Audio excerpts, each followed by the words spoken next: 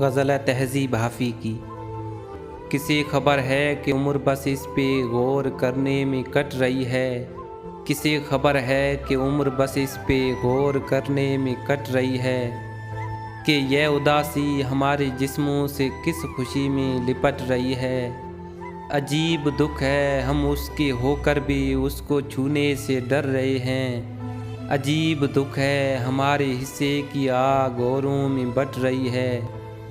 मैं उसको हर रोज़ बस यही एक झूठ सुनने को फ़ोन करता, सुनो यहाँ कोई मसला है, तुम्हारी आवाज़ कट रही है। मुझे से पेड़ों के सूखने और सब्ज़ होने से क्या किसी को यह बेल शायद किसी मुसीबत में है जो मुझसे लिपट रही है।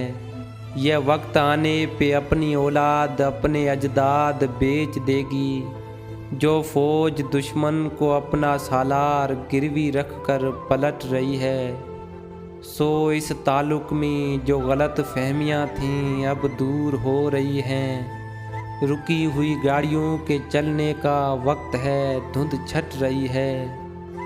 किसे खबर है कि उम्र बस इस पे गौर करने में कट रही है कि यह उदासी हमारे जिस्मों से किस खुशी में लिपट रही है।